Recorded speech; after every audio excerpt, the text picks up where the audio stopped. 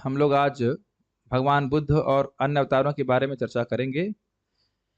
भगवान बुद्ध और कल की और कुछ और श्लोक अगर हमसे हो सकेगा तो हम करने का प्रयास करेंगे। भगवान बुद्ध के बारे में काफ़ी रहस्यमय अवतार है और काफ़ी लोगों को नहीं पता है ठीक ठीक, तो चर्चा करने का प्रयास करेंगे। तो भगवान बुद्ध को भगवान क्यों कहते हैं, और अगर भगवान कहते हैं तो उनकी शिक्षाओं का पालन क्यों नहीं करते हम लोग, सब बातें समझने का प्रयास करेंगे। मेरे पीछे बोलिए। ततः कलौ संप्रवृत्ते ततः कलौ सम्प्रवृत्ते सम्मोहाय सुरद्विषाम् सम्मोहाय सुरद्विषाम् बुद्धो नाम्नाञ्जनसुतः बुद्धो नाम्नाञ्जनसुतः कीकटेषु भविष्यति। कीकटेषु भविष्यति। ततः मतलब तत्पश्चात, उसके बाद कलौ संप्रवृत्ते, कलयुग में अवतरित होंगे। संप्रवृत्ति मतलब भविष्य में बोल रहे, अवतरित होंगे। सम्मोहाया सुरद्विषाम, जो सुर मतलब देवताओं के द्वेषी हैं, असुरों को सम्मोहित करने के लिए। बुद्ध उनका नाम होगा, बुद्धो नामना, बुद्ध उनका नाम होगा अंजन सुतः, वह अंजना के पुत्र होंगे। और कीकटेशु, कीकट शब्द है बिहार, बिहार प्रांत में उनका वो भविष्य मतलब फ्यूचर टेंस में बोल रहे हैं होंगे, क्योंकि सूत गोस्वामी जब ये श्लोक बोल रहे हैं तब बुद्ध भगवान का अवतार नहीं हुआ है, तो अन्यों के बारे में बोला हुआ हुआ, और यहाँ बोल रहे हैं भविष्यति होगा। तो 5,000 साल पहले भी सूत गोस्वामी को पता था कि किन अवतारों का वर्णन आगे, किन अवतारों का अवतरण होने वाला है, तो इसलिए बोल रहे हैं। अनुवाद। तब भगवान कलयुग के प्रारंभ में गया प्रांत में अंजना के पुत्र बुद्ध के रूप में उन लोगों को मोहित करने के लिए प्रकट होंगे जो श्रद्धालु आस्तिकों से ईर्ष्या करते हैं। ये भगवान बुद्ध के बारे में तात्पर्य पढ़ते हैं। भगवान के शक्तिशाली अवतार बुद्ध गया यानी बिहार प्रांत में अंजना के पुत्र रूप में प्रकट हुए। अब प्रभुपाद जी यहाँ पे भूतकाल में क्यों बोल रहे हैं, क्योंकि प्रभुपाद जी अभी तात्पर्य लिख रहे हैं, ये सोच लेना चाहिए। और उन्होंने अहिंसा की अपनी खुद की विचारधारा का उपदेश किया और वेदों द्वारा अनुमत पशु यज्ञों तक की भर्त्सना करी। ये आप जानते हैं कि अहिंसा परमो धर्म वो बोले हैं, लेकिन अहिंसा परधर्म नहीं है। परधर्म की व्याख्या आप सुन चुके हैं, जिससे भगवान में प्रेम भक्ति प्राप्त हो। तो ऐसा क्यों किया है उसको हम पहले पढ़ेंगे तो समझ में आ जाएगा, उसका व्याख्या की आवश्यकता नहीं रहेगी, थोड़ा पढ़ेंगे फिर भी। जिस समय भगवान बुद्ध प्रकट हुए तब जन सामान्य नास्तिक था और पशु मांस को सर्वोपरि स्थान देने लगा था। वैदिक यज्ञों के बहाने प्रायः प्रत्येक स्थान कसाई घर में बदल गया था और बेरोक टोक पशुवध किया जाता था। भगवान बुद्ध ने दीन पशुओं पर दया करके अहिंसा का उपदेश दिया। उन्होंने कहा कि वे वैदिक नियमों में विश्वास नहीं करते। उन्होंने पशुवध के कारण होने वाले मनोवैज्ञानिक दुष्प्रभावों पर बल दिया।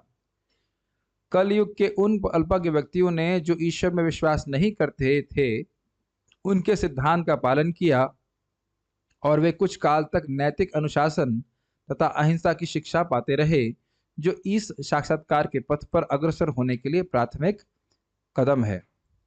बुद्ध ने नास्तिकों को मोहित किया क्योंकि उनके ऐसे नास्तिक शिष्य ईश्वर में विश्वास नहीं करते थे, लेकिन वे उन बुद्ध में संपूर्ण श्रद्धा रखते थे जो स्वयं भगवान के अवतार थे। इस प्रकार श्रद्धा विहीन व्यक्तियों को भगवान बुद्ध के रूप में ईश्वर में विश्वास कराया गया। यह भगवान बुद्ध की कृपा थी कि उन्होंने अश्रद्धालुओं को अपने प्रति श्रद्धालु बनाया। आप समझ पा रहे हैं? मैं एक्सप्लेन करने का प्रयास करूंगा। भगवान बुद्ध के अवतार के पूर्व पशुवध समाज का प्रमुख अंग बन चुका था। लोगों का दावा था कि ये वैदिक यज्ञ थे। जब वेदों को प्रामाणिक गुरु शिष्य परंपरा से ग्रहण नहीं किया जाता, तब वेदों का आकस्मिक पाठक वेदों की अलंकारमयी भाषा के फेर में आ जाता है। हाँ, अब मैं इससे पहले आगे जाऊं, यहां तक की व्याख्या करना चाहूंगा। देखिए, भगवान बुद्ध क्यों अवतरित हुए ये समझ लीजिएगा कि कई बार लोग आपसे ये प्रश्न करेंगे कि आप लोग दशावतार में बुद्ध को गिनते हैं, भगवान बुद्ध को, भागवत में भगवान बुद्ध को बताया गया, तो आप उनके सिद्धांत को क्यों नहीं स्वीकार करते? क्लियर? ये विषय है, उसको समझ लेंगे तो फिर समझ में आ जाएगा। देखिए, जब भगवान बुद्ध अवतरित हुए थे तो लोग वेदों की आड़ में, on the pretext of following वैदिक यज्ञस, वेदों की आड़ में, वैदिक यज्ञ करने की आड़ में पशु वध कर रहे थे बिना कुछ रोक टोक के। ये समझ रहे हैं? और उनका प्रयोजन यही था कि इस यज्ञ के बाद उनको मांस खाने को प्राप्त हो। तो इस प्रकार से बहुत सारे यज्ञ करने के बहाने बहुत सारे पशुवध हो रहा था। यहाँ क्लियर समझ में आया? तो ये उद्देश्य वेदों के यज्ञ का नहीं है।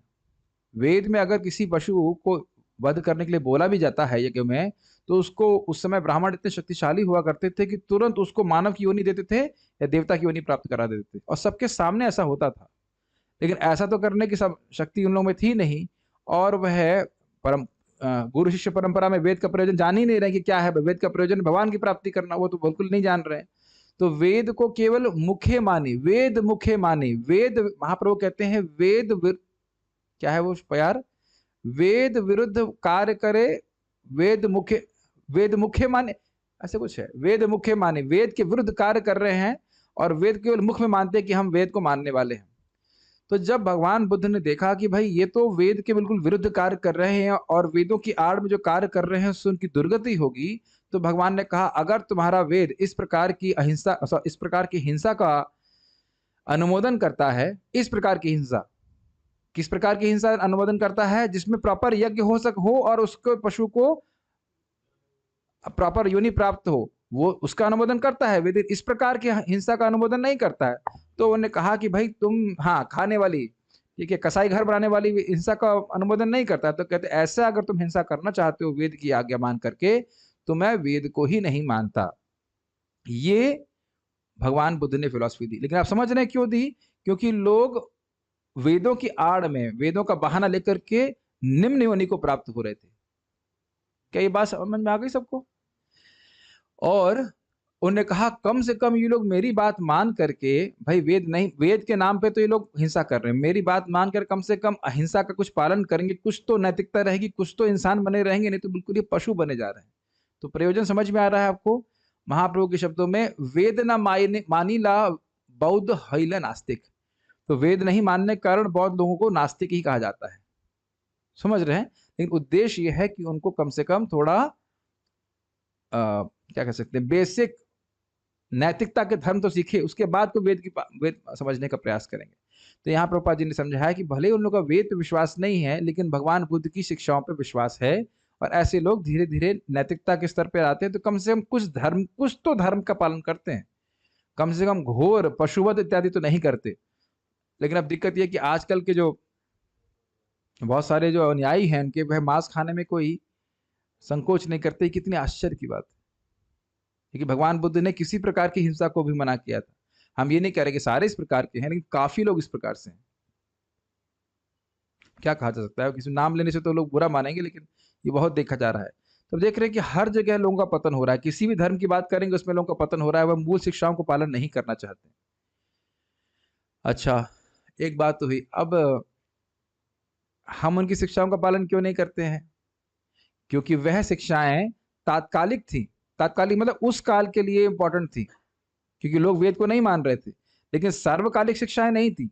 वेद को नहीं मानने वाला व्यक्ति कभी प्रगति नहीं कर सकता है। वेद साक्षात भगवान से निश्रित है।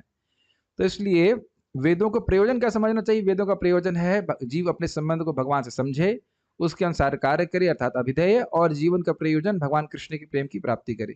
तो यही प्रभुपाद कह रहे हैं कि जो गुरु शिष्य परंपरा में इस ज्ञान को नहीं ग्रहण किया है, वो कितना ही वेद पढ़ ले अपने हिसाब से, वो कभी नहीं समझ पाएगा वेद का प्रयोजन क्या है। ये क्लियर समझ में आ रहा है? ओके,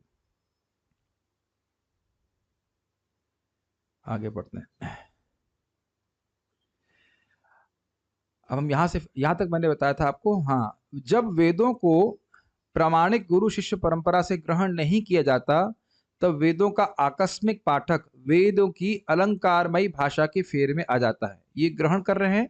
आकस्मिक पाठक का मतलब हुआ वो गुरु के प्रामाणिक गुरु के माध्यम से नहीं सुन रहा, ऐसे उठाया वेद, सोचा मैं संस्कृत जानता हूं और वेद पढ़ना चालू कर देगा। ऐसा से ना होता है। जैसे मान लीजिए मैथमेटिक्स की सामान्यतः किताबें इंग्लिश में होती हैं, है कि नहीं? तो जो इंग्लिश जानता है वो मैथमेटिक्स जानता है। ऐसा होता है। इंग्लिश जान लिए तो आप मैथमेटिक्स पढ़ लेंगे। उसके लिए टीचर चाहिए कि नहीं चाहिए? और वह टीचर भी प्रमाणिक होना चाहिए। कंप्यूटर साइंस के कोई इंजीनियर है यहाँ पे? एक, हाँ, दो, तीन है। वह भी इंग्लिश में लिखा रहता है ना। अन्य लोगों को, जिनको इंग्लिश आती है, हमारे यादवपति प्रभु, आपको इंग्लिश आती है? अच्छे से आती है। तो आपको जावा भी आती होगी, जावा, C++, पार्थ प्रभु आपको आती, भूल गए? पढ़े तो थे आप। तो आप समझ रहे हैं, केवल इंग्लिश जान लेने मात्र से तो कोई जावा सी प्लस प्लस नहीं सीख जाएगा ना, उसके लिए भी ट्रेनिंग चाहिए कि नहीं? तो केवल संस्कृत जान के वो सोच रहे हैं कि हम वेद पढ़ लेंगे और जीवन में कोई नियम नहीं है, चाय भी पी रहे हैं और अन्य कार्य कर रहे हैं। तो हमने पहले भी सीख लिया था, जब तक कोई सत्वगुण में नहीं होगा, ब्राह्मण के गुण नहीं होंगे, वो वेद समझ ही नहीं पाएगा। लेकिन प्रभुपाद की बड़ी कृपा है कि हम लोग के सामने भगवत गीता को यथारूप में प्रस्तुत किए हैं, जिसको हम आसानी से वेदों का प्रयोजन समझ सकते हैं। ठीक है, ये कितनी बड़ी कृपा है ना। वेदों का प्रयोजन क्या है, उद्देश्य क्या है? संबंध अविधेय प्रयोजन। कितना सुंदर है। सनातन शिक्षा में चैतन्य महाप्रभु बताते हैं ना, हाँ, इस प्रकार से भगवत गीता में ऐसे मूर्ख विद्वानों के विषय में एक टिप्पणी की गई है। क्या श्लोक है वो? हाँ, यामिमाम पुष्पिताम वाचः प्रवदन्ति अविपश्चितः। ना ना ना, इसको श्लोक को पूरा करो। माम यामिमाम पुष्पिताम वाचः, यामिमाम पुष्पिताम वाचः प्रवदन्ति अविपश्चितः वेदवादरतः पार्थ नान्यदस्तीति वादिनः।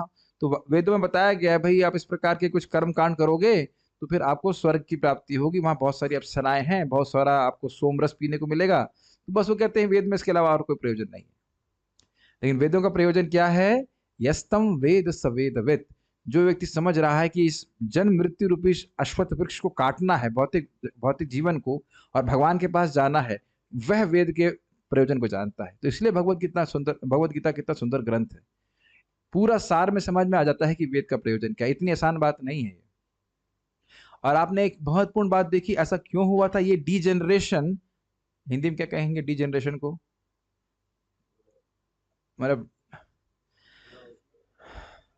मतलब ये जो लोगों के बीच में अज्ञान फैला, क्यों? क्योंकि उन्हें गुरु शिष्य परंपरा में श्रवण नहीं किया। यही मूल बात है। इस कारण से वेद के प्रयोजन को भूल करके वे केवल पशुवध में लग गए, कर्मकांड में ही लग गए। वैदिक साहित्य के मूर्ख विद्वान, ये कुछ अजीब सा लगा आपको? वैदिक साहित्य के मूर्ख विद्वान, ये क्या कहना चाहते हैं प्रभुपाद जी? विद्वान तो मतलब बुद्धिमान होना चाहिए ना। प्रभुपाद क्या कह रहे हैं? वैदिक साहित्य के मूर्ख विद्वान जो शिष्य परंपरा के दिव्य अनुभूत स्रोतों से दिव्य संदेश ग्रहण नहीं करते, उनके लिए भ्रमित होना निश्चित है। कितना सुंदर बात बोल रहे हैं प्रभुपाद जी। मूर्ख विद्वान क्यों कह रहे हैं? वो तथाकथित रूप से संस्कृत का स्कॉलर हो सकता है, लेकिन उससे दिव्य ज्ञान कुछ नहीं होता। ये मैंने अपने आंखों से पढ़ा। आईआईटी की लाइब्रेरी में एक जगह लिखा हुआ था, एक में से किताब हठात खोल दी और वहां लिखा हुआ है कि जीव गोस्वामी कहते हैं, वो व्यक्ति लिख रहा है, जीव गोस्वामी कहते हैं कि भगवान एक व्यक्ति है। मैं नहीं, मेरे हिसाब से ठीक नहीं है। अब भाई उनको पूछो, तुम कहाँ हो कीड़े? तुम जीव गोस्वामी जी पे आक्षेप कर रहे हो। थोड़ा संस्कृत सीख लिए तो तुम जीव गोस्वामी जी पे आक्षेप कर रहे हो। कौन, क्या उनकी स्थिति है, क्या दिव्य स्थिति से वो लिख रहे हैं, वो सोचते हैं हम उस पर एक पीएचडी कर सकते हैं उसके ऊपर। लेकिन उससे क्या होगा? उसका परमानेंट हेड डैमेज होने वाला है। कुछ नहीं समझ पाएगा। नाम जप नहीं कर रहा है, इंद्रिय संयम नहीं कर रहा है, कैसे समझेगा? बताइए। आप समझ रहे हैं? इसीलिए प्रभुपाद मूर्ख विद्वान कह रहे हैं। मूर्ख विद्वान क्यों कह रहे हैं समझ रहे हैं? तो वह नम्र भाव से गुरु परंपरा में ज्ञान नहीं स्वीकार करेंगे, अपना वो फिलॉसफी लगाएंगे, अपना दिमाग लगाएंगे। उनके लिए कर्मकांड ही सब कुछ होता है, उनके ज्ञान में गहराई नहीं होती। भगवत गीता के अनुसार वेदैश्च सर्वेर अहम एव वेद्यः। वेद्यों की समग्र प्रणाली मनुष्य को क्रमशः भगवान के पथ पर ले जाने वाली है। ये आप जानते ही हैं कि कर्मकांड भी इसलिए दिया गया है ताकि व्यक्ति धीरे धीरे इनके नियमों का पालन करके शुद्ध हो, फिर वो ज्ञान कांड में आए, फिर किसी तरह और शुद्ध होकर के अगर वो भगवान के भक्तों का संग प्राप्त करे तो भक्ति में आ जाए। ये है, इसकी हमने कई बार व्याख्या कर चुके हैं, तो इधर मैं व्याख्या नहीं कर रहा हूं।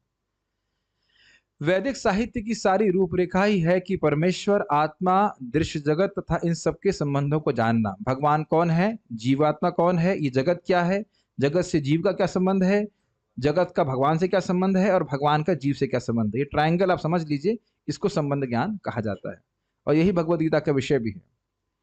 जब यह संबंध ज्ञात हो जाता है तो सापेक्ष कार्य चालू होता है, और इस कार्य के फलस्वरूप जीवन का चरम उद्देश्य या भगवान के धाम वापस जाने का कार्य सरलता से संपन्न हो जाता है। इसको समझने का प्रयास कीजिए। देखिए, हर दिन जब कोई व्यक्ति सुबह उठता है तो वह अपनी पहली चीज उसके विचार में क्या आता है कि मैं हूं कौन। दुनिया में सभी लोग सो रहे हैं और दुनिया में सभी लोग उठते भी हैं। उठने के बाद उनके मन में विचार आता है कि कोई कहेगा मैं गृहिणी हूँ, कोई कहेगा कि मैं स्टूडेंट हूँ, टीचर हूँ, और उसके अनुरूप वह कार्य करता है। ये तो समझ में आ रहा होगा, कोई कठिन बात नहीं है। लेकिन क्या कभी किसी व्यक्ति के मन में आता है कि मैं कृष्ण का दास हूं, मुझे अब कृष्ण की सेवा करनी चाहिए? आपने सुना नहीं आता है? क्या ये बात समझ में आ रहा है? नहीं आ रहा ना, कभी भी नहीं आता। तो जब आएगा ही नहीं तो हम करेंगे कैसे? हमारा मूल स्वरूप है कृष्ण के दास के रूप में, नित्य दास के रूप में, और यह पहचान हमको पता ही नहीं है। तो उसके तदनुरूप हम कभी कार्य करेंगे ही नहीं, कभी भगवान का नाम जप करेंगे ही नहीं, भागवत श्रवण करेंगे नहीं, है कि नहीं? सिंपल सी बात है, इज इट नॉट? हर व्यक्ति रोज सुबह उठ करके कुछ कार्य करता है कि नहीं करता? चाहे वो कोई भी व्यक्ति हो, लेकिन पहले उस कार्य को करने के पहले उसे याद होना चाहिए कि उसकी पहचान क्या है। तो इसीलिए सबसे पहले पहचान ठीक की जाती है कि आप भगवान के, आप आत्मा हैं और आप भगवान के अंश हैं। तो उसके उसके अनुरूप व्यक्ति कार्य करना सीखता है। क्या इतनी बात समझ में आ रही है? इसीलिए तो जो लोग भक्ति ठीक से करते हुए सुबह जल्दी उठ करके भगवान की मंगल आरती में जाते हैं, जप करते हैं, ये आत्मा के कार्य है कि नहीं? हम भगवान के सेवक हैं, हम भगवान की सेवा करें। और नहीं तो जन्म जन्मांतर बीतते चला जाएगा, हमारी इस गलत पहचान की वजह से एक और गड़बड़ होगी। पहचान गलत है तो गलत कार्य करेंगे, जो भगवान से विमुख करने वाले कार्य हैं वो करेंगे, तो फिर और पहचान जो हमारी विस्मृत हो जाएगी कि मैं कृष्ण का दास हूं। ये बात आप लोग प्लीज हल्के में बिल्कुल भी मत लीजिए। हो सकता है कई बार सुनने के बाद इसको महत्व नहीं समझ पा रहे हैं। इंद्रियों को भगवान से विमुख करने वाले कार्यों में लगाएंगे तो ये भावना बढ़ जाएगी कि मेरा मेरा कृष्ण से कोई संबंध नहीं है। मेरी बात समझ में आ रही है? और इंद्रियों को भगवान की सेवा में लगाएंगे तो ये ज्ञान प्रकट अपने आप होने लग जाएगा कि मैं भगवान का दास हूं। ये कोई एक मानसिक आरोपण नहीं है। क्या ये सब बातें समझ में आती हैं? We are not having an imposition on the mind that we are Krishna's servant. If we engage in our senses in Krishna's service through the medium of devotional service, the knowledge becomes awakened in the heart. ये बातें बहुत simple लग रही है, लेकिन बहुत बड़ा रहस्य है, बहुत बड़ा रहस्य है।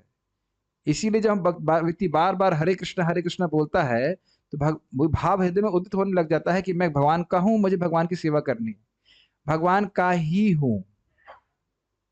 ऐसा नहीं हो कि भगवान का हूं और किसी और का भी कुछ हूं। भगवान का ही हूं और मुझे भगवान की ही सेवा करनी चाहिए। भाई जैसे जगत में भी अब देखते हैं कि लड़की की शादी हो जाती है तो सोचती है ना, इसी की पत्नी हूं, स्वाभाविक सी बात है, और इन्हीं की सेवा करनी है। कोई कठिन बात तो नहीं है। वहां भी पहचान के अनुसार ही तो कार्य कर रही है ना वो, कोई भी लड़की इस प्रकार से कार्य करती है, पत्नी कहना चाहिए। ये बहुत महत्वपूर्ण है। अगर हम गंभीरता से जब करते रहेंगे तो इस जगत के से संबंधित होने की भावना ढीली पड़ती चली जाएगी कि हम इस जगत के हैं, ये होता ही है, और कृष्ण के हैं ये अनुभूति व्यक्ति को स्वयं हृदय में होने लगेगी। इसके लिए प्रतीक्षा करना चाहिए, लेकिन ये बहुत गंभीर बात है। तो यही प्रपात कह रहे हैं कि जब संबंध हो जाता है, व्यक्ति समझ लेता है, तो फिर वो उसके अनुरूप का कार्य करता है। इस संबंध में छोटी सी कथा चैतन्य चरितामृत में आती है कि एक व्यक्ति बहुत गरीब था और उस गरीब व्यक्ति के पास सर्वज्ञ नाम का एक ज्योतिष आया। सर्वज्ञ मतलब भगवान ही कह लीजिए, लेकिन सर्वज्ञ नाम का ज्योतिष आया। कहा, अरे तुम इतनी क्यों परेशानी में पड़े हो? तुम्हारे पिता ने बहुत बड़ा धन छोड़ के रखा है तुम्हारे लिए किसी मंदिर के पास में। अब ये बताइए कि क्या ये संबंध, ये बात न सुनने से उसको धन प्राप्त हो जाता? सुनना जरूरी है कि नहीं? सुनने मात्र से प्राप्त नहीं हो जाएगा, लेकिन क्या बिना सुने कभी प्राप्त हो सकता है? बहुत गंभीर बात है ये। क्या धन उसका है या नहीं? धन तो है, लेकिन अगर वो श्रवण नहीं करे तो क्या उस धन को प्राप्त करने के लिए कभी वो प्रयास करेगा? नहीं। बहुत सुंदर कथा है। उसके बाद फिर आगे हम आपको कथा सुनाते हैं कि वह जो ज्योतिष है वो कहता है कि उस फलाने मंदिर के पास जाओ, मंदिर के पीछे एक धन गड़ा हुआ है, लेकिन अगर तुम उत्तर दिशा में खोदोगे तो एक भूत बैठा हुआ है, वो तुमको खा जाएगा। भूत क्या है? ये मायावादी सिद्धांत, जिन्न, जिन्न कह लीजिए। ना ना, क्षमा कीजिएगा, भूत नहीं, जिन्न था। जिन्न है वो है योगिक सिद्धियां, अष्टांग योग का मार्ग अगर में लग गया व्यक्ति तो सिद्धियों के चक्कर में फंस जाएगा। तो उसको, उसकी उपमा एक जिन्न से की गई है। जिन्न कहिए या कुछ प्रेत कह लीजिए। अच्छा, तुम अगर दक्षिण में खोदोगे तो एक सर्प बैठा हुआ तुम्हें खा जाएगा। वो सर्प क्या है? मायावादी सिद्धांत। और अगर तुम पश्चिम पश्चिम दिशा थी, एक दिशा रख लीजिए, पश्चिम दिशा में खोदोगे तो वहां बरैया है। बरैया किसे अर्थ है? कर्म कांड में, जिसमें बहुत द्वेष होता है आपस में। लेकिन अगर तुम पूरब में थोड़ा सा भी खोदोगे तो तुरंत तुमको धन प्राप्त हो जाएगा। वो पूरब की दिशा कौन सी है? भगवान की भक्ति की। थोड़ा सा भी प्रयास अगर भक्ति में करता है तो भगवान को प्राप्त कर लेगा। और वो मूल धन क्या है? भगवान का प्रेम। समझ रहे हैं? संबंध, अभिधेय और प्रयोजन। तो अभिधेय समझ में आ रहा है, अभिधेय भगवान की भक्ति है। लेकिन वह तभी शुरू होगा जब हम संबंध को समझेंगे। अगर हम यही सोचते रहेंगे हम इस जगत के हैं, तो फिर जगत के लिए कार्य करेंगे। और ऐसा मत सोचिएगा कि एक बार समझ में आ गया, हाँ हाँ हम कृष्ण के दास हैं, हाँ समझ में आ गया। नहीं, खूब सुनना पड़ेगा, फिर धीरे धीरे करके बात समझ में आती है। जब मैं यहाँ का हूं ही नहीं तो यहाँ के लिए महान बनने का क्या प्रयोजन है? लेकिन इतनी जल्दी समझ में नहीं आता है। और ये हमारा मेंटल इंपोजिशन है कि हम वो हैं जो भी हम सोच रहे हैं। क्या मेरी बात समझ में आ रही है? हम सोच रहे हैं स्त्री हैं, पुरुष हैं, भारतीय हैं। ये हमारे ऊपर एक मानसिक आरोपण किया गया है। जब से पैदा हुए हैं बार बार बोला जा रहा है तुम भारतीय हो, तुम भारतीय हो, तुम भारतीय हो, इत्यादि इत्यादि। ये सोच लीजिए कि अगर हम लोग को बचपन से बोला गया था तुम पाकिस्तानी हो, तो भारत में रहते हुए भी हम सोचते हैं कि हम पाकिस्तानी हैं। ये एक मानसिक आरोपण है। ये समझ में आ रहे हैं? मानसिक आरोपण। हमारे रोहिणी रंजन प्रभु बड़ा मजाक में बता रहे थे, ऑस्ट्रेलिया में वो थे, तो एक कैब ड्राइवर था, ऐसा सच्ची घटना है, तो बोल रहा था बांग्लादेश कितना अच्छा है, हम बांग्लादेश से हैं, ये है वो। तो प्रभु जी ने घुमा दिया, कहा भाई 1963 61 कब हुआ था ये भारत पाकिस्तान? 64 में, 71। हाँ, तो 1971 के पहले तो बांग्लादेश नहीं था, तब तो वेस्ट पाकिस्तान था। तो तुम वेस्ट पाकिस्तानी हो कि तुम बांग्लादेशी हो? अब वो घूम गया बेचारा, वो समझ ही नहीं पा रहा है कि यह तो एक आरोपण मात्र है ना। सन 1900 में जो पाकिस्तान में लोग रह रहे हैं, वो हम दो लोग आपस में दोस्त मानते थे, अंग्रेजों को दुश्मन मानते थे, हम अब एक दूसरे को दुश्मन मानते हैं। समझ पा रहे हैं मेरी बात? तो ये एक आरोपण है और उसके अनुसार व्यक्ति कार्य कर रहा है। और हो क्या रहा है? जन्म जन्मांतर वह मुख्य कार्य करने से भूल जा रहा है, वह भगवान की भक्ति। ये माया का गेम है, ये सब है। तो यही प्रभात कह रहे हैं, जब ये संबंध ज्ञात हो जाता है तो सापेक्ष कार्य चालू होता है। मतलब उसके अनुसार व्यक्ति कार्य करना शुरू करता है कि मैं कृष्ण का सेवक हूं, मुझे कृष्ण की सेवा करनी चाहिए, नाम जप करना चाहिए, उनको प्रणाम करना चाहिए इत्यादि। और फिर वह भगवान के धाम जाने का कार्य करता है। ईमानदारी से बता सकते हैं कितने लोगों को गोलोक या वैकुंठ ऐसा लगता है जैसे अमेरिका? सत्यता की दृष्टि से, सत्यता की दृष्टि से वैकुंठ और गोलोक कितने लोगों को लगता है ऐसा जैसे अमेरिका है? अमेरिका है ना? आप में से कोई अमेरिका तो नहीं गया ना? मानते हैं ना अमेरिका है? चित्रित तो देखे ना। तो कितने लोग को ऐसा लगने लगा है वैकुंठ के बारे में? गुड गुड बॉयज, हाथ उठाओ। अरे पार्टी बढ़ानी है नहीं? तो भाई देखिए, अगर हाथ खड़ा करने से पहले सोच लीजिएगा, अगर आप वाकई सोच रहे हैं कि वैकुंठ है, एकदम जैसे आपके माँ का घर या पिताजी का घर, बिल्कुल वैसा। हाँ, वो तो है, लेकिन आप बार बार अगर श्रवण करेंगे तो इस प्रकार से विश्वास सहज हो जाता है कि वैकुंठ है। और वहां जाने का टिकट बहुत सिंपल है, हरे कृष्ण मंत्र जब करना है, मुझे वैष्णव की निंदा, किसी की भी निंदा नहीं करनी है, अपने इंद्रियों को संयमित करना है, भगवान के पास वापस जाना है। और मेरा उस जगत में रहने का प्रयोजन नहीं है। और अगर नहीं है तो भक्ति करते रहेंगे तो फिर धीरे धीरे आने लग जाता है। I don't have much business here, I don't have much time here. और ऐसा होता नहीं है। ऐसा श्रद्धा नहीं होती है। क्यों? भौतिकता में फंसे रहने के कारण। यही परिवार बनाओ, परिवार को पालो, ये करो वो करो, ये बुआ की शादी, उसकी शादी, उसके बच्चे की शादी कर रहे हैं ना लोग। तो ये इतना आसान नहीं है। लेकिन हाँ, अगर हम भगवान का नाम जप करेंगे तो ये श्रद्धा सहज हो जाती है कि हम कृष्ण के हैं, हमें कृष्ण के पास वापस जाना, सीधी बात। दुर्भाग्यवश वेदों के अनधिकारी विद्वान संस्कारों के प्रति अत्यधिक लुब्ध रहते हैं, जिससे सहज प्रगति बाधित होती है। मतलब कर्मकांड में फंसे रहते हैं तो वो और हमारी अविद्या को बढ़ा देता है, इस प्रकार से भोगों में प्रवृत्त करने वाला होता है। ऐसी नास्तिक प्रवृत्ति वाले मोहग्रस्त लोगों के लिए भगवान बुद्ध आस्तिकता के प्रतीक हैं। नास्तिक क्योंकि इसलिए हैं क्योंकि वो वेद के मूल प्रयोजन पर विश्वास नहीं करते, वो वेद की आड़ में अपना भोग साधना चाहते हैं। इसलिए उन्होंने सर्वप्रथम पशुवध करने की प्रवृत्ति को रोकना चाहा। पशु के हत्यारे भगवान के धाम वापस जाने की दिशा में हानिकारक तत्व हैं। ये बहुत इंपॉर्टेंट बात है।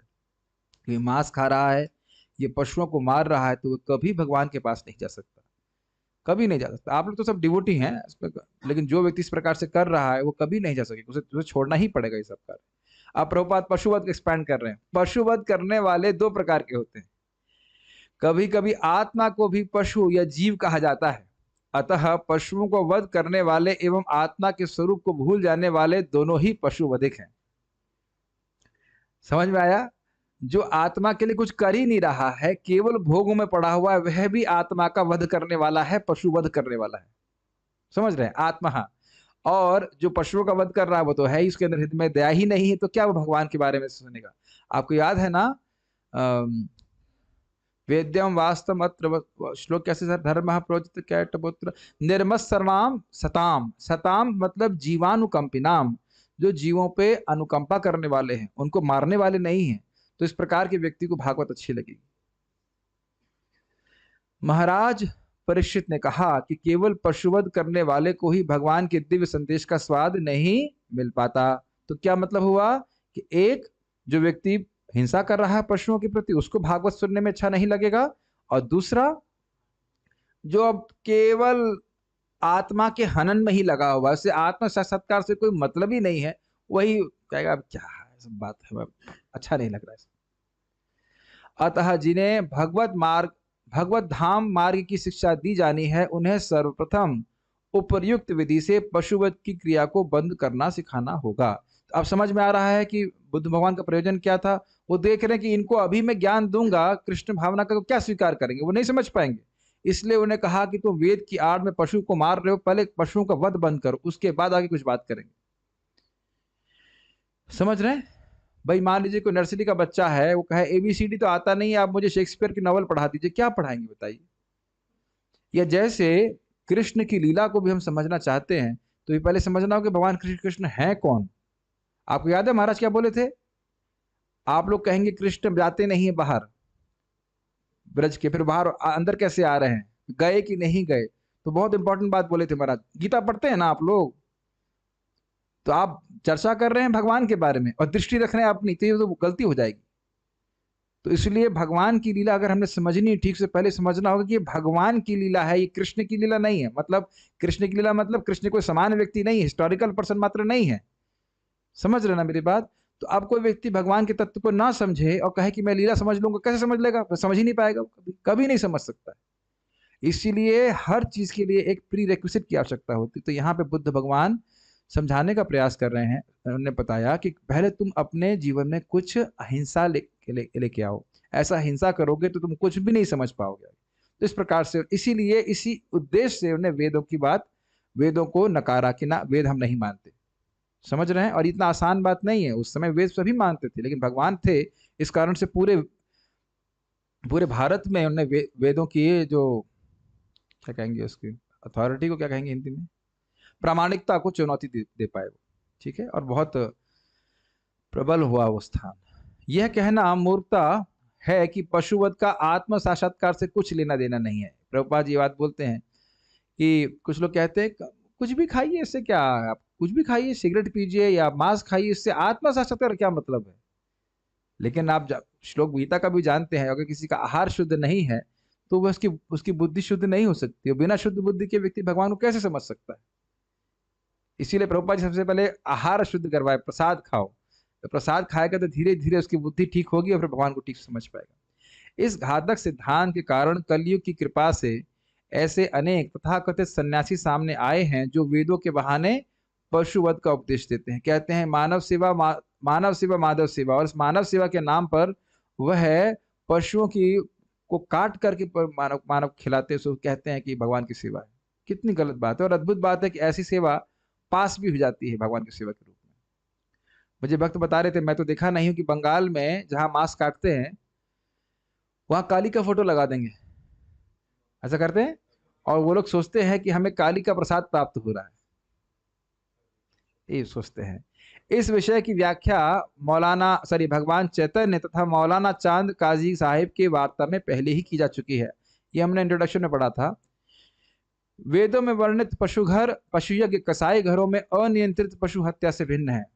महाप्रभु और चांद काजी के बीच में वार्ता क्या हुई थी? महाप्रभु ने कहा कि गाय आपकी माता है और बैल आपके पिता है, क्योंकि गाय आपको दूध देती है और बैल अन्न प्रदान करता है, तो आप अपने माता पिता को आप कैसे मार सकते हो? तो फिर काजी ने भी कहा, अरे वेदों में भी तो लिखा है गोमेध यज्ञ इत्यादि। तो महाप्रभु कहते हैं हाँ, लेकिन उसमें जो ब्राह्मण थे वो एक तो वृद्ध गाय होती थी, और उसका अगर वध किया भी जाता था तो तुरंत ही उसको नवीन शरीर प्राप्त हो जाता। अभी हो सकता है, अभी तो कोई नहीं कर पा रहा है। आप तो केवल खाने के लिए गाय को काट रहे हो, तो ये तो बहुत बड़ा पाप है। तो ये बात यहाँ पे आगे प्रभुपाद जी रेफरेंस दे रहे हैं। वेदों में वर्णित पशुयज्ञ कसाई घरों में अनियंत्रित पशु हत्या से भिन्न है। चूंकि असुर लोग या वैदिक साहित्य के तथाकथित पंडित वेदों में पशुवध का साक्ष्य प्रस्तुत करते हैं, फलस्वरूप भगवान बुद्ध ने बाह्य रूप से वेदों के प्रमाण को अस्वीकार किया। क्या समझ में आ रहा है बात आप लोगों को? वह केवल इंद्रिय तृप्ति के लिए पशुवध कर रहे थे, तो भगवान बुद्ध ने कहा कि अगर तुम ऐसा करते हो तो बेहतर है, इससे अच्छा होगा कि तुम वेद को नहीं मानो। ओके।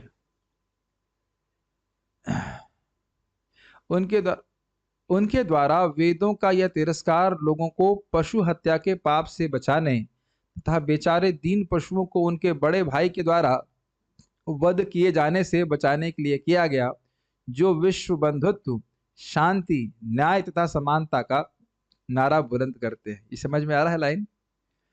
प्रभुपाद जी बड़ा कटाक्ष कर रहे हैं कि जो इंसान है वह पशुओं का बड़ा भाई जैसा है। एक जगह प्रभुपाद लेक्चर में बोलते हैं कि मान लीजिए कोई छोटा भाई है और वो अभी अभी जन्मा है या वो बोल नहीं पाता है, तो वह भी तो एक पशु की तरह है, तो क्या उसे काट के खा जाना चाहिए?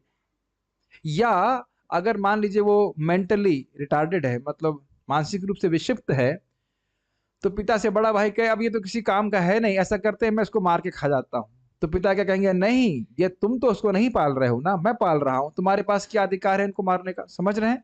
उसी प्रकार से ये एक बहुत बड़ी प्रॉब्लम है कि हम सोच रहे हैं कि जानवरों को मारेंगे और हमारे यहाँ शांति रह जाएगी। ऐसा नहीं हो सकता है। अगर पशुओं के प्रति हिंसा होगी तो स्वाभाविक रूप से आप इस जगत में भी देखेंगे कि इंसान इंसान को भी मार रहा है, और मारेगा ही और मार रहा है भी। ये बहुत सूक्ष्म बात है। और आप, मैं कई बार प्रचार में बोलता भी हूँ, आप लोगों को पता है कि गेहूं से एक बीमारी हुई जो पूरे विश्व में फैल गई थी, उसका नाम पता है? गेहूं से कोई जानता है? चावल से? करौंदे से जरूर हुआ होगा, करौंदे से।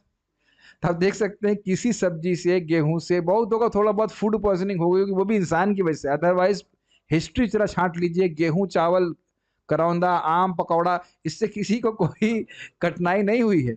ये जो बीमारी फैल रही है आप देख ही रहे हैं, क्या किसका फल है? ये सब जानवरों के ऊपर हिंसा करने का है कि नहीं? तो ये एक प्रकृति के द्वारा बहुत बड़ा, क्या कहेंगे उसको, दंड है इंसानों के ऊपर, क्योंकि वह इस प्रकार से अपनी शक्ति का दुरुपयोग कर रहा है। कभी आप सोचिए, जिस प्रकार से जानवरों को मारा जा रहा है उस तरह से अगर इंसानों को मारा जाता तब क्या सोचते आप समझ पा रहे हैं मेरी बात? जैसे कसाई घर खोल खोल करके जानवरों को मारा जा रहा है, अगर ऐसे इंसानों को मारा जाता तो आप लोग, आपका मतलब कोई भी सरकार इसके खिलाफ युद्ध छेड़ देती ना? समझ रहे हैं उदाहरण को? तब देखिए कि हम लोग कितनी, हमका मतलब मानव समाज कितनी बड़ी हिंसा कर रहा है, और तथाकथित नेता भी इसको पास कर देते हैं। इसमें क्या बुराई है? ये तुम्हारा खाना है। तो ये सब है कलयुग की स्थिति। तो देखना चाहिए कि कलयुग कार्य कर रहा है। कलयुग केवल एक कंसेप्ट मात्र नहीं है, भावना मात्र नहीं है, वो कार्य कर रहा है भयंकर तरह से। ठीक है। तो प्रभुपाद यहाँ पे कटाक्ष कर रहे हैं, पशु हत्या होते रहने पर कोई न्याय नहीं हो सकता। भगवान बुद्ध इसे पूरी तरह रोकना चाहते थे, फलतः उनका अहिंसा संप्रदाय न केवल भारत में अपितु देश के बाहर भी प्रचारित होता गया। ठीक है। शास्त्रीय दृष्टि से भगवान बुद्ध का दर्शन नास्तिकवाद कहलाता है, क्योंकि वह परमेश्वर को नहीं मानता और वेदों का बहिष्कार करता है। स्पष्ट है।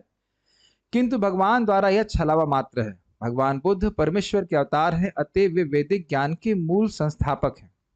फलस्वरूप वे वैदिक दर्शन का निषेध नहीं कर सकते, किंतु उन्होंने ऊपरी रूप से इसका निषेध किया, क्योंकि सुरद्विष या वे असुर जो सदैव भगवत भक्तों से ईर्ष्या करते हैं, वेदों का हवाला देकर गोवध या पशु हत्या का समर्थन करते हैं। और अब यह आधुनिक सन्यासियों द्वारा किया गया जा रहा है। एक तथाकथित सन्यासी कहते हैं कि भाई ये तुलसी पेड़ उगाने से अच्छा है कि व्यक्ति बैगन का पेड़ उगाए।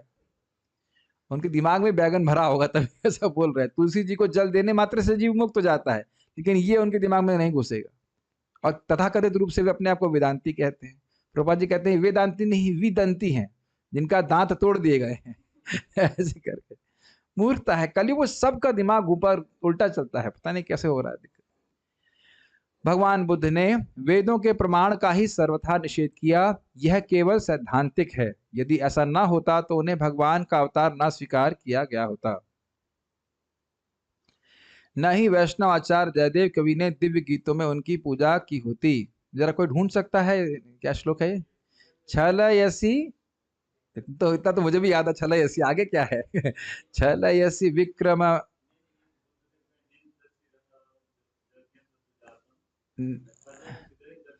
पशुघातम केशव धृता बुद्ध शरीरा जय जगदीश्वर। जब आज हमें करना चाहिए तो कल वल करेंगे, उसको गाएं। दशावतार स्तोत्र गाना चाहिए। भगवान बुद्ध ने वेदों की प्रमाण की स्थापना के लिए तथा भगवान बुद्ध ने वेदों के प्रमाण की स्थापना के लिए तथा शंकराचार्य ने भी उस काल के लिए अनुकूल विधि से वेदों के मूलभूत नियमों का उपदेश दिया। इस प्रकार भगवान बुद्ध तथा आचार्य शंकर दोनों ने ही आस्तिकता का मार्ग प्रशस्त किया, और वैष्णव आचार्यों ने विशेष रूप से भगवान श्री चैतन्य महाप्रभु ने लोगों को भगवत धाम वापस जाने का मार्गदर्शन कराया। मैं पूरा पढ़ता हूँ फिर समझाऊंगा। हमें प्रसन्नता है कि लोग भगवान बुद्ध के अहिंसा आंदोलन में रुचि ले रहे हैं, लेकिन क्या वे इसे गंभीरतापूर्वक लेंगे और पशुओं के कसाई घरों को एकदम बंद करा देंगे? यदि ऐसा नहीं होता तो अहिंसा संप्रदाय का कोई अर्थ नहीं है। श्रीमद् भागवत की रचना कलयुग के आरंभ के ही पूर्व ही 5000 वर्ष पूर्व हुई थी, और भगवान बुद्ध का आविर्भाव लगभग 2600 वर्ष पूर्व हुआ था। अतः श्रीमद् भागवत में भगवान बुद्ध की भविष्यवाणी की गई है, ऐसा प्रमाणिक शास्त्र ग्रंथ है। ऐसे अनेक भविष्यवाणियां हैं जो एक एक करके पूरी होती जा रही हैं। ये सब श्रीमद् भागवत की सार्थकता को सूचिक होंगी, क्योंकि यह किसी त्रुटि, मोह, छल तथा अपूर्णता से रहित है, जो कि बद्ध जीवों के 4 दोष हैं। मुक्तात्मा इन दोषों के ऊपर हैं, अतएव वे सुदूर भविष्य की घटनाओं की भविष्यवाणी कर सकती हैं। 2 पॉइंट हम समझाना चाहते हैं, थोड़ा सूक्ष्म बात थी। बुद्ध भगवान वेदों को कह रहे हैं मत मानो। प्रभुपाद जी क्या कह रहे हैं? वेदों को स्थापित करने के लिए भगवान बुद्ध के रूप में आए। अभी बहुत ही सूक्ष्म बात है जो आपको बहुत ध्यानपूर्वक श्रवण करना होगा। वेदों को वो ऊपर से मना कर रहे हैं। क्यों? क्योंकि वेद की आड़ में लोग और निम्न जा रहे हैं। वेद की बात मान नहीं रहे हैं, खाली वेद का बहाना लेकर के वो गलत कार्य कर रहे हैं। ये समझ में आ गया? उन्होंने कहा अगर ऐसा करते हो तो मैं वेद को नहीं मानता, अगर ऐसा करते हो तो वेद को नहीं मानता। क्लियर समझ रहे हैं? वेद का उद्देश्य संबंध, अभिधेय और प्रयोजन। वहां तो उन लोगों की गति ही नहीं है। और जिस तरह से वेदों की आड़ लेकर के गलत कार्य कर रहे हैं, तो इसलिए कहा कि नहीं, अगर ऐसा करते हो तो वेद को मैं नहीं मानता। अगर ऐसा हिंसा पशुओं पे कर रहे हो तो मैं वेद को नहीं मानता। ये बात बहुत क्लियर समझनी आनी चाहिए। केवल बाह्य रूप से वह वेदों का बहिष्कार कर रहे थे और ईश्वर के बारे में कुछ बोले नहीं वो। ठीक, तो ऐसा करिए कि मान लीजिए लोग -10 पे हैं, तो भगवान बुद्ध उनको -1 पे लेके आए। कम से कम पशुवध तो रोको। ठीक है, लेकिन 0 1 2 का उदाहरण भक्त लोग देते हैं। बौद्ध धर्म कहता है शून्यवाद, 0 है, सब कुछ 0 है। उसके बाद शंकराचार्य जी आए, उन्होंने कहा नहीं 0 नहीं है, 1 है, सब कुछ एक ही है। लेकिन वेद सही है। उन्होंने कहा ईश्वर शून्य है, मतलब कुछ भी नहीं, 0 है। उन्होंने कहा नहीं है लेकिन निराकार है। तो बात घुमा के बोली, लेकिन वेद की बात स्थापित कर दी। वेद की प्रामाणिकता को शंकराचार्य जी ने स्थापित कर दिया। लेकिन इसके आगे फिर वैष्णवाचार्य कहे नहीं, 2 हैं, जीव भी है, भगवान भी है। इस प्रकार से समझाया उन्होंने। तो अब अगर वो पशुवध ही करते रहते तो शंकराचार्य की बात नहीं समझ पाते। तो इसलिए पशुवध को रोका, वेद को बहिष्कार किया। और उसके बाद शंकराचार्य जी आए तो वो समझ रहे थे ये लोग भगवान को व्यक्ति के रूप में स्वीकार नहीं कर सकते, निराकार के रूप में स्वीकार करेंगे, लेकिन कम से कम वेद की बात को स्वीकार कर लेंगे। जब वेद की प्रामाणिकता को स्वीकार करे तो आगे वैष्णवाचार्य आए, उन्होंने कहा नहीं, ब्रह्म है, भगवान है, परमात्मा है, जीव इत्यादि सब कुछ है, लेकिन किसके आधार पर? कि वेद सही है। भाई हम आप किसी भी व्यक्ति को प्रीचिंग तभी कर सकते हैं ना जब भगवत गीता और भागवत की बात माने, और वही नहीं मानेगा तो आप क्या प्रीचिंग करेंगे? तो आप समझ पा रहे हैं आचार्यों के क्रमशः आने का प्रयोजन, इसीलिए भगवान ने उनको भेजा था। तो यहाँ पे हमने भगवान बुद्ध के बारे में सीखा। अब कई बार लोग प्रश्न करते हैं कि भाई जब भगवान बुद्ध भगवान के अवतार हैं तो आप उनके सिद्धांत को क्यों नहीं स्वीकार करते? देखिए, पहली बात ये कि भगवान बुद्ध भगवान हैं, ये हम कैसे मानते हैं? वेद से, श्रीमद् भागवतम से। और भगवान बुद्ध क्या कह रहे हैं? वेद को मत मानो, वेद शास्त्रों को मत मानो। तो यदि हम उनकी बात मानते हैं, आप यहां से शुरू कीजिए कि मैं भगवान बुद्ध की शिक्षा को मानता हूं, ठीक, तो कह रहे हैं वेद मत मानो। तो जब वेद नहीं मानेंगे तो ये कैसे जानेंगे कि भगवान है? तो फिर उनकी बात क्यों मानेंगे? ये लॉजिक समझ रहे हैं ना? तो इसीलिए हम उनको भगवान तो मानते हैं लेकिन उनकी शिक्षा को नहीं मानते, क्योंकि वो वेद के विरुद्ध है। और आप समझ पा रहे होंगे कि प्रयोजन ये था, उसका एक तात्कालिक प्रयोजन था कि लोग वेदों की आड़ में पशुवध कर रहे थे, और इस कारण से पशुवध को रोकने के लिए, उन्हें आगे जाकर के आध्यात्मिक ज्ञान को स्वीकार करने के लिए, योग्य बनाने के लिए भगवान ने इस प्रकार का उपदेश दिया कि तुम लोग पशुवध रोको, और अगर वेदों के अनुसार तुम पशुवध करते हो तो मैं वेद को नहीं मानता। उम्मीद है कि समझ में आ गया होगा ये बात। इस संबंध में अगर किसी बात कोई प्रश्न है तो मैं पहले देख लेता हूँ, फिर आगे बढ़ाता हूँ। यस, पहले यहाँ के भक्तों को देखता हूँ, फिर आपके प्रश्न देख लेता हूँ। ओके, कुछ लोग कहते हैं कि नॉन वेजिटेरियन लोग भी भगवान की भक्ति में आ जाते हैं। हाँ, तो भक्तों की कृपा है, लेकिन ऐसा नहीं कि नॉन वेज खाते ही रहेंगे वो, उनको छोड़ना पड़ेगा ना उसको। भगवान का नाम जप करके तो वो शुद्ध हो ही जाते हैं।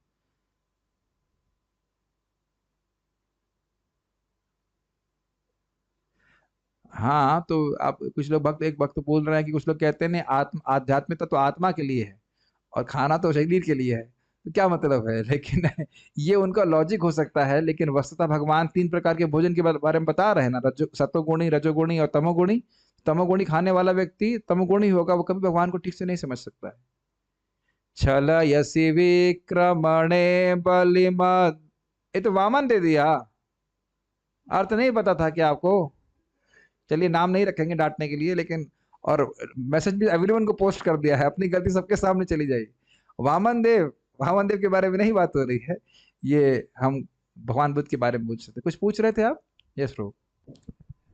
मैं ये कह रहा था प्रभु जी कि वो उस टाइम पे हाँ, भगवान बुद्ध ने उन्हें दे दिया शिक्षा कि आप वेदों को ना माने, ठीक है। लेकिन अब वो सुधर गए हैं, तो फिर जाकर वो अब ये इस लाइन में क्यों नहीं आ जाते हैं? कौन सी लाइन में? वो मैंने भक्ति की लाइन में।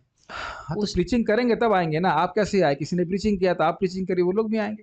नहीं, उस टाइम भगवान ने उन्हें शिक्षा दे दी कि वेदों को ना माने। क्यों? जब जब वो लोग वो क्या कहते हैं, जब पशुवध कर रहे थे, हाँ हाँ। पशुवध कर रहे थे, लेकिन अब तो उन लोगों का बंद हो गया, तो फिर जाकर अब तो अभी आज बंद हो गया है, नहीं उन लोगों सबका का, बंद हो गया नहीं है। उन लोगों का जो अरे लोग करते हैं। बौद्धों में भी चल रहा है पशुवध, बहुत खा रहे हैं।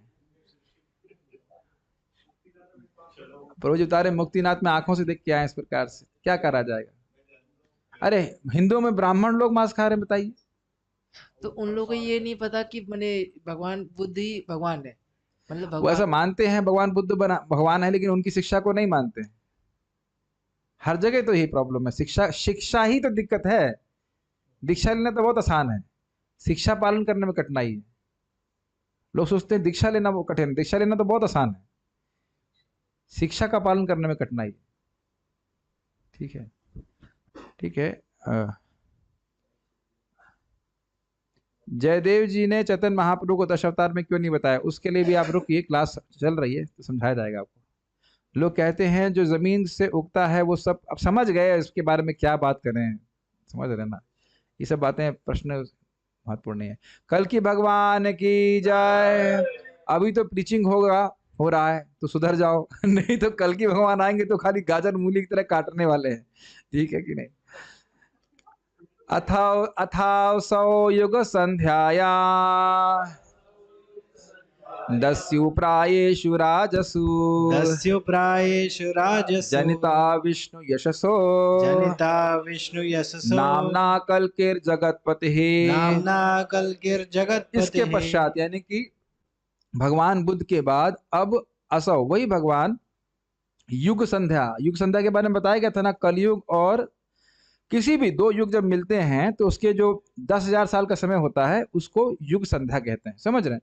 तो जो अब कल की भगवान 4 लाख, कलयुग जो है 4,32,000 साल का है, तो आखिरी के सालों में, आखिरी के जो 5,000 साल रहेंगे तो उसमें भगवान कल्कि आएंगे। और वो किस लिए आएंगे? दस्यु प्रायेषु राजसु, प्राय जो राजा थे वो कैसे हो जाएंगे? दस्यु जैसे, डकैत हो जैसे हो जाएंगे। जनिता विष्णु यश, जो विष्णु यश नाम के ब्राह्मण के यहाँ वो जन्म लेंगे। नामना कल्किर जगतपति, उनका नाम होगा कल्कि और जगत के स्वामी होंगे। ठीक है, इसमें मुझे व्याख्या की जरूरत नहीं होगी। अनुवाद: तत्पश्चात सृष्टि के सर्वा भगवान 2 युगों के संधि काल में कल की अवतार के रूप में जन्म लेंगे और विष्णु ईशा के पुत्र होंगे। उस समय पृथ्वी के शासक लुटेरे बन चुके होंगे। तात्पर्य: यह आसान है, जो आसान है जिसको मैं व्याख्या नहीं करूंगा। यहां पर भगवान द्वारा कल की रूप में अवतार लेने की एक और भविष्यवाणी है। उन्हें 2 युगों के संधि काल में अर्थात कलयुग के अंत तथा सतयुग के प्रारंभ में जन्म लेना है। स्पष्ट है? सत्य, त्रेता, द्वापर तथा कली, इन 4 युगों का चक्र मास चक्र की भांति चलता रहता है। हाँ, एक ये इसमें बात इंपॉर्टेंट है। अगर मैं कहूं कि अप्रैल आने वाला, मई में गर्मी होगी, तो आप कहेंगे वाह प्रभु जी, आप तो बहुत बड़े भविष्य दृष्टा है, त्रिकाल दृष्टा है आप। कहा जाएगा ऐसा? हाँ, मई में गर्मी रहती ही है। तो ये जो प्रभुपाद कह रहे हैं मास चक्र की तरह, हर कलयुग में इस समय में, संध्या के समय में कल की अवतार आते ही। हमको बड़े लग रहा है कि भविष्य की बात हो रही है, लेकिन शास्त्र जो है वह तो ऊपर से देखता है, तो रिपीटेशन को देख रहे हैं। हर कलयुग में इसी प्रकार से होता है। वर्तमान कलयुग 4,32,000 वर्ष तक चलेगा, जिसमें से कुरुक्षेत्र युद्ध तथा राजा परीक्षित के राज्य के अंत के बाद से लगभग 5,000 वर्ष बीत चुके हैं। और अब इसका हमें क्या कह सकते हैं, इसको प्रमाणित करने के लिए किसी और की जरूरत नहीं है, केवल भागवत पढ़कर के स्वीकार करना चाहिए। भागवत ही प्रमाण है हमारे लिए। ये जो एक वैदिक वैज्ञानिक वह वेद को ही प्रमाण मानता है, भागवत को ही प्रमाण मानता है। इधर उधर की बातों को प्रमाण नहीं मानता है कि आजकल के साइंटिस्ट का क्या मत है। मैं इसलिए बोल रहा हूँ, कई बार भक्त लोग भी ऐसे बोलते हैं, हाँ प्रभु जी आजकल के साइंटिस्ट भी ऐसा बोलते हैं, जो भागवत में लिखा है वो कोई खास महत्व नहीं है उसका। श्रद्धा हमारी श्रीमद् भागवतम के ऊपर है, अपूर्ण लोगों के ऊपर नहीं है। अतः 4,27,000 वर्ष अभी भी शेष हैं। ये भी अच्छी बात है। आपने कई बार सुना है कलयुग बस अब समाप्त होने वाला है 2020 में, या नहीं 2020 तो निकल गया। तो हाँ, मतलब 2050 में वो ठेलते रहते हैं, बस बस बस बस बस बस कलयुग बीतने वाला है। सुना है आपने ऐसी भविष्यवाणी? 2012 में खत्म, प्रलय आ जाएगी और ऐसा ऐसा करके। लेकिन हम जानते हैं कि 4,27,000 साल तक और कलयुग चलेगा और प्रलय अभी भी आने वाली नहीं है। लेकिन ये भी नहीं सोचना चाहिए अभी मेरे पास बहुत टाइम है, खूब आराम से भक्ति करेंगे, कोई दिक्कत नहीं है, आगे जाके हालत खराब हो जाएगी। इस काल के बाद कल की अवतार होगा, जैसा कि श्रीमद् भागवत में भविष्यवाणी की गई है। उनके पिता एक विद्वान ब्राह्मण विष्णु यशा होंगे और उनका ग्राम संभल बताया गया है। जैसा कि ऊपर कहा जा चुका है, ये सारी भविष्यवाणियां कालक्रम में सिद्ध होंगी, लेकिन इस भविष्यवाणी को देखने के लिए भगवान न करे आप में से कोई इस कलयुग में रहे। जिसको देखना है भगवान खुद ही देख लेंगे, हम लोग वहां से पहले भगवान के पास चले जाए तो बहुत अच्छा रहेगा। श्रीमद् भागवतम की यही प्रामाणिकता। इस पे मैं कहना भूल गया था, प्रभुपाद जी पिछले तात्पर्य में भी बोले थे कि देखिए, ये प्रचार में भी हम लोग कई बार इस बात को बोलते हैं कि बुद्ध भगवान के बारे में बता रहे हैं और अशोक के बारे में बता रहे हैं, सूत गोस्वामी चाणक्य के बारे में बता रहे हैं। तो ये सब बातें समझ में आना चाहिए कि भागवत की जो भी बातें हैं अब हमें सत्य होती दिख रही हैं, तो समझना चाहिए कि भागवत जो है अपौरुषेय ग्रंथ है। ये इसमें कोई त्रुटि नहीं है कि आप कहीं ये बात सही है, वो बात गलत है, इसको मैं ग्रहण कर लेता हूँ, उसको नहीं कर लेता हूँ क्योंकि ये मेरे लॉजिक के अनुसार नहीं चल रही है। यह सब नहीं, एक एक बात प्रमाणिक है और यही भक्त की भावना होती है। ठीक है। अब कोई कहेगा अरे भाई इतने अवतार आ रहे हैं तो भगवान तो खाली हो जाते होंगे, इतने बड़े बड़े अवतार निकल रहे हैं तो भगवान खाली हो जाते होंगे, तो इसके संबंध में कह रहे हैं। ये फोटो देख रहे हैं आप, तो इस फोटो में एक उदाहरण दिया जा रहा है कि जैसे कोई एक सरोवर है जिसमें अथाह पानी है, तो उससे बहुत सारी नदियां निकलती हैं, लेकिन उसका पानी कभी कम नहीं होता है। उसी प्रकार से जितने भी अवतार आए हैं, ये सारे अवतार नहीं है, अवतार ही असंख्य अवतार है भगवान के, और वो आते ही रहते हैं, फिर भी भगवान कभी क्षीण नहीं होते, खाली नहीं होते, जिनका क्षय नहीं होता। इसके बारे में चर्चा करेंगे। मेरे पीछे बोलिए। अवतारा ही संख्येया अवतारा हि संख्येया हरे सत्व निधेर्द्विजा हरे सत्त्वनिधेर्द्विजः यथा विदासिनः कुल्यः यथा विदासिनः कुल्यः सरसः स्युः सहस्रशः। सरसः स्युः सहस्रशः। अवतार ही असंख्येया, ही निश्चित ही, यह तो सर्वशास्त्र विदित बात है, सारे शास्त्रों में बात बताई गई है, एकदम सर्टेन है, निश्चित बात है कि अवतारा ही असंख्येया, अवतार असंख्य हैं। केवल यही 10 12 20 25 अवतार ही नहीं मानना चाहिए, भगवान के अवतार असंख्य हैं। हमने पहले सुना था, देव तिर्यंग राधेषु, देवताओं में, जानवरों में, इंसानों में भगवान अवतरित होते ही रहते हैं। किसके अवतार? हरे सत्व निधेर द्विजा, हे द्विजाओं यानी हे ब्राह्मणों, हे शौनकादि ऋषि, भगवान श्री हरि जो सत्व की निधि है, निधि मतलब होता है खजाना, यानी कि शुद्ध सत्व चिन्मय उनका शरीर है, उसके वो खजाने, वो कभी छीण नहीं होने वाले हैं, उनके असंख्य अवतार हैं। समझ रहे हैं? उसको उदाहरण से बोल रहे हैं, यदा विदासिनः कुल्यः, विदासीन का अर्थ यहाँ पे बता रहे हैं अक्षय, यथा विदासिनः कुल्या सरसः, तो कह रहे हैं अविदासीना का अर्थ हुआ अक्षय, जिस प्रकार से, और सरस का अर्थ हुआ सरोवर। अगर कोई अक्षय सरोवर है जिसका पानी कभी कम नहीं होता, उसमें से कुल्या का अर्थ प्रभुपाद दिए हैं नाले और स्यु, हाँ बहुत सारे नाले, कुल्या मतलब हो गए नदी या नाले। एक अक्षय कुंड से बहुत सारे नदियां या नाले निकलते रह सकते हैं, सहस्रशः मतलब हजारों, एक नहीं हजारों हजारों और लगातार, फिर भी वह सरोवर कभी कम नहीं होता। उसी प्रकार से समझना होगा कि भगवान के अवतार असंख्य हैं, लेकिन भगवान शुद्ध सत्व की निधि हैं, वह कभी क्षीण नहीं होते, वह तो अपने स्वरूप में विद्यमान रहते हैं। समझ रहे हैं बात को? और ये भगवान की अद्भुत क्षमता भी है। ठीक है। हे ब्राह्मणों, भगवान के अवतार उसी तरह असंख्य हैं जिस प्रकार अक्षय जल के स्रोत से निकलने वाले असंख्य झरने। सारार्थ दर्शनी यहाँ पे है। हयग्रीव, इसमें लिंक बता रहे हैं, हयग्रीव, हंस आदि अनुक्त सभी अवतारों के संग्रहार्थ यह श्लोक कहा जा रहा है। इसका अर्थ क्या है? क्या हयग्रीव भगवान के बारे में इन अवतारों की जो सूचिका बताई गई उसमें बताया गया? नहीं। हंस भगवान के बारे में, तो यहाँ पे कह रहे हैं कि जो अवतार बताए और जो अवतारों के बारे में नहीं कहा, उन सबको एक साथ लेने के लिए यह श्लोक कह रहे हैं। अवतार ही असंख्य, या ये समझिए शौनकादि ऋषि कि भगवान के अवतार असंख्य हैं। यहाँ तो मैंने केवल एक दिग्दर्शन मात्र किया है। दिग्दर्शन समझते हैं? एक इंडिकेशन मात्र दिया कि भाई ये अवतार हैं, तो कहीं कोई ये ना सोचे कि केवल यही अवतारों के बारे में वर्णन हो रहा है, बस इतने ही अवतार है और भगवान के कोई अवतार नहीं। तो कहते ऐसा नहीं है, बहुत सारे अवतार हैं। भागवत में भी आप हयग्रीव अवतार के बारे में थोड़ा सा सुनेंगे, हंस अवतार के बारे में सुनेंगे 11वें स्कंद में, तो उनका वर्णन यहाँ पे नहीं हुआ है। बृहद भानु और बहुत सारे अवतार हैं, उनका वर्णन नहीं हुआ है, वो संभव भी नहीं है, ये बात बोल रहे हैं। अवतारों के असंख्यत्व का हेतु दे रहे हैं। भाई अवतार असंख्य हैं, इसका कारण क्या है? तो कह रहे हैं सत्व निधि शब्द से, अर्थात शुद्ध सत्व चिदानंद रूप की निधि। ये कौन है? भगवान हरि स्वयं। भगवान हरि असीमित हैं, अक्षय शून्य, क्षय शून्य है, अक्षय हैं, वह कभी कम नहीं होते और उनके अवतार लगातार होते ही रहते हैं। ये कारण से असंख्य है। नहीं समझ पा रहे हैं? भगवान विष्णु कभी क्षीण नहीं होते हैं, तो इस कारण से उनके अवतार होते ही रहते हैं हर समाज में, इसलिए असंख्य हैं। ठीक है। उसको एक दृष्टांत से कह रहे हैं।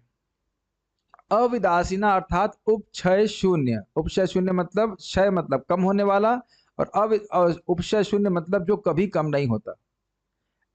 सामान्यतः जल के निकास के कारण एक सरोवर खाली हो जाता है, परंतु हजारों छोटी छोटी नदियां कुल्याः, जिसे प्रभुपाद जी नाले कहते, एक अक्षय जल सरोवर से निस्सृत होती रहती हैं। उसी प्रकार भगवान से असंख्य अवतार प्रकट होते रहते हैं और भगवान में कोई क्षीणता नहीं आती। 1 - 1 1। और जब सारे अवतार भगवान में प्रवेश कर जाते तब भी 1, तब भी भगवान वैसे ही रहते हैं। ठीक है। अब जरा देखिए, असंख्य का एक और अर्थ ले रहे हैं। जब भी पूछा गया था कि महाप्रभु को 10 अवतार में क्यों नहीं रखा गया, पहली बात तो ये कि महाप्रभु 10 अवतार में आ ही नहीं सकते, क्योंकि वह स्वयं केशव हैं, वह स्वयं अवतारी हैं।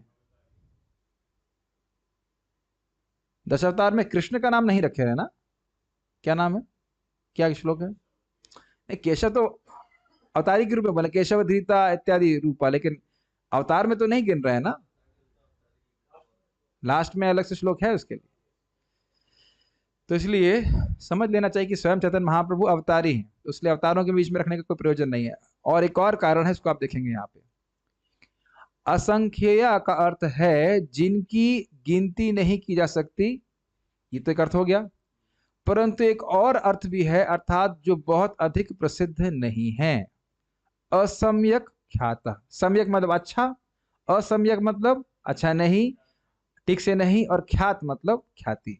तो असंख्येय का अर्थ अब थोड़ा अलग तरह से तोड़ रहे हैं। असंख्येय मतलब जिनकी ख्याति बहुत अधिक नहीं है, मतलब जो हैं तो भगवान के अवतार लेकिन अपने को छुपा करके आए।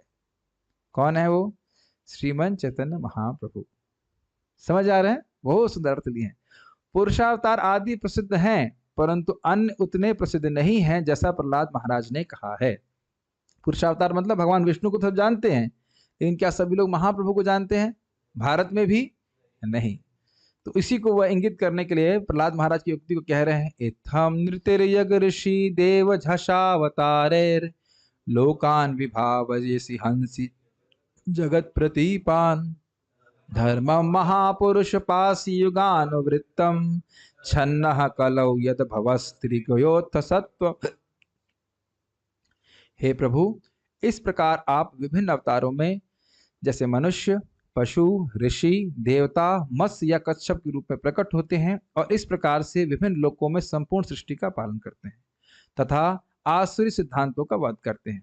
हे भगवान, आप युग के अनुसार धार्मिक सिद्धांतों की रक्षा करते हैं, किंतु कलयुग में आप स्वयं को भगवान के रूप में घोषित नहीं करते, इसलिए आप त्रियुग कहलाते हैं, अर्थात तीनों युगों में प्रकट होने वाले भगवान। छन्ना अर्थात यह भगवान, यह अवतार प्रसिद्ध नहीं है। तो ये असंख्य का अर्थ, दूसरा अर्थ समझ गए? यह श्रीमन चैतन्य महाप्रभु को इंगित करता है जिनकी ख्याति बहुत अधिक नहीं है। तो अधिक नहीं है तो हमें अधिक करनी है। सब लोग जाने महाप्रभु के बारे में, उनकी कीर्ति का प्रचार करना है। भगवान कृष्ण के रूप में वो आए, कृष्ण भगवान ही स्वयं श्रीमन चैतन्य महाप्रभु के रूप में आए। तात्पर्य, मुझे आज कुछ व्याख्या करने की अधिक जरूरत नहीं है, क्योंकि बातें सीधी हैं, बस आपको समझना है, कम से कम कान से टकरानी चाहिए बात। भगवान के अवतारों की यहाँ पर दी गई सूची पूर्ण नहीं है, स्पष्ट है। यह केवल समस्त अवतारों की आंशिक झलक है।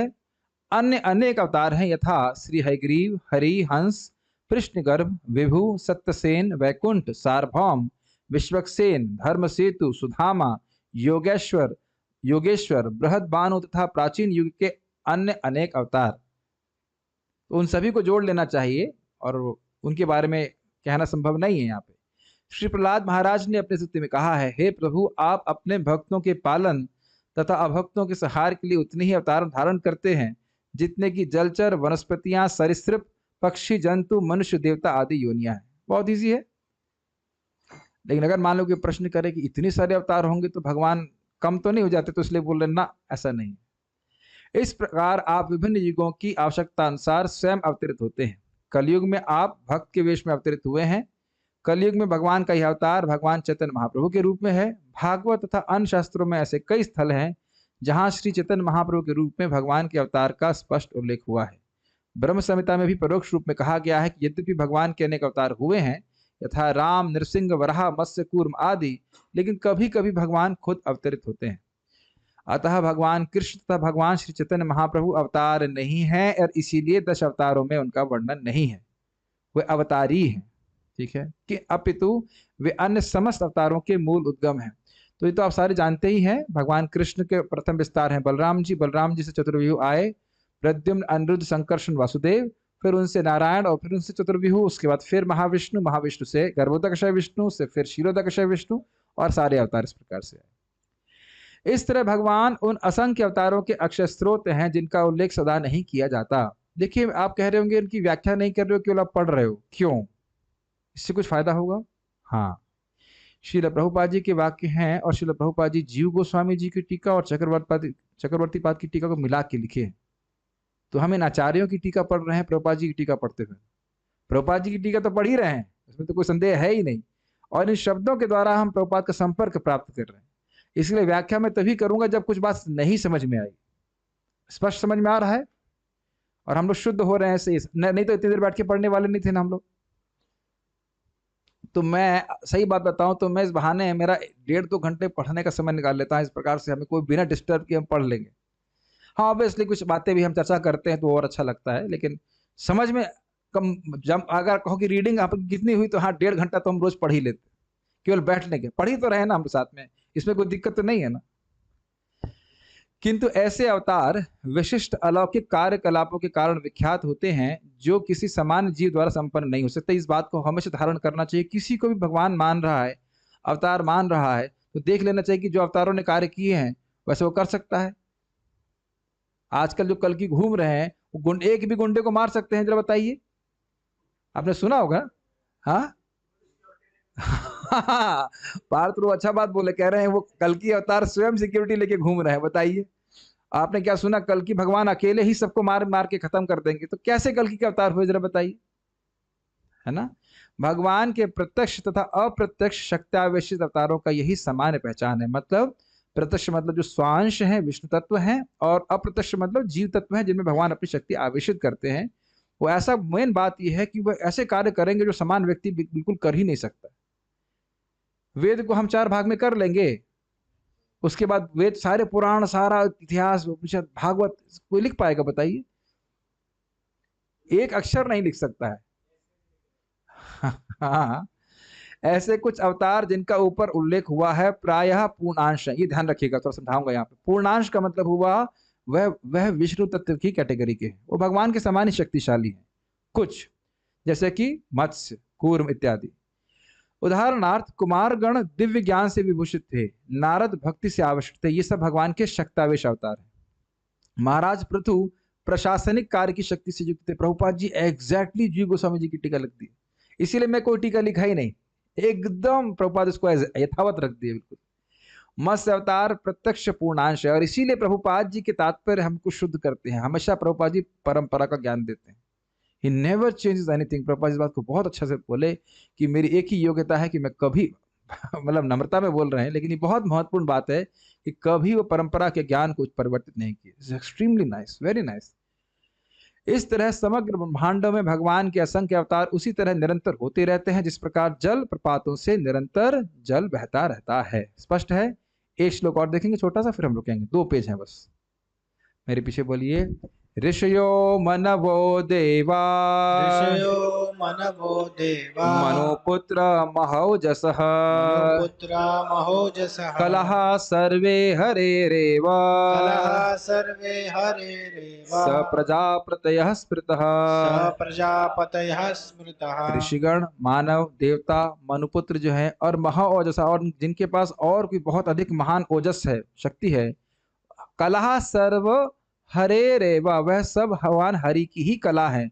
स प्रजापतयः स्मृतः, और यही सब आप प्रजापतियों के विषय में भी आपको जाना चाहिए। सारे ऋषि, मनु, देवता तथा विशेष रूप से शक्तिशाली मनु की संतानें भगवान के अंश या उन अंशों की कलाएं हैं, इसमें प्रजापति गण भी सम्मिलित है। तात्पर्य, जो अपेक्षितया कम शक्तिशाली होते हैं वे विभूति कहलाते हैं, जो अधिक शक्तिशाली होते हैं वे आवेश अवतार कहलाते हैं। इसको थोड़ा समझ लेना होगा। जैसे कि नारद जी और 4 कुमार आदि यह शक्त्यावेश अवतार कहलाते हैं, लेकिन जो उनसे कम शक्तिशाली हैं, जो देवतागण इत्यादि, उनको भगवान की विभूति कहा जाता है, जिसका वर्णन भगवान ने 10वें अध्याय भगवद गीता में कहा। कुछ प्रश्न है, मैं देख लेता हूं, नहीं तो फिर मैं रुकूंगा। तो महाप्रभु क्यों 10 अवतार में नहीं गिने जाते हो, तो क्लियर समझ में आ रहा है, क्योंकि वो अवतारी हैं और वह अवतार के रूप में अवतरित भी नहीं होते, इन द सेंस की छन्न अवतार के रूप में आए थे, अपने भक्त के रूप में आए थे। Narad ji also devotee and also avatar, how to understand this? Narad ji भगवान के भक्त हैं, लेकिन वह अवतार है, अर्थात वो शक्त्यावेश अवतार है। भगवान ने भक्ति की शक्ति, भक्ति के प्रचार करने की शक्ति नारद जी को दी थी।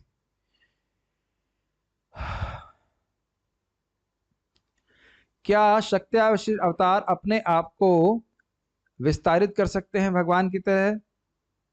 हाँ, कह सकते हैं, उनके पास शक्ति है, लेकिन भगवान की तरह कर सकते हैं यह तो कहना नहीं हम कह सकते। लेकिन भगवान की तरह तो क्या, भगवान की तरह कैसे कर सकते हैं, भगवान हो जाएंगे फिर। लेकिन अपने आप को विस्तारित कर सकते हैं। ठीक है, और कोई प्रश्न नहीं है? और कोई प्रश्न है? मैं छूट गया, क्या है क्वेश्चन? भगवान बहुत सारे अवतार रहते हैं, लेकिन कुछ ही को 10 अवतार के रूप में रखा गया है, बाकी को नहीं। तो जब 10 अवतार बोल रहे हैं तो 10 ही अवतार बोले जाएंगे ना। आपने अपने प्रश्न का उत्तर स्वयं ही दे दिया। अगर एक कौन क्या कहते हैं, 20 अवतार बोले तो 20 अवतार आ जाते। जब 10 अवतार स्त्रोत कह रहे हैं तो 10 ही अवतार गिना जाएगा। उत्तर हुआ आपके प्रश्न का? स्वाभाविक सी बात है। तो 10 अवतार बोल रहे, मुख्य मुख्य अवतारों को बोल दिया, उसके द्वारा व्यक्ति शुद्ध हो सकता है। अब अगर मान लीजिए 10 अवतार स्त्रोत भी तो नहीं पढ़ रहे हैं, अगर 100 अवतार स्त्रोत पढ़ बोल दिए होते तो वह भी नहीं बोलते ना, बिल्कुल भी। जितना है उतना बोल दिया गया, मुख्य मुख्य अवतारों को रखा गया यहाँ पे। ठीक है, okay, so we should stop here. क्या है, और कोई प्रश्न है? क्या प्रश्न है?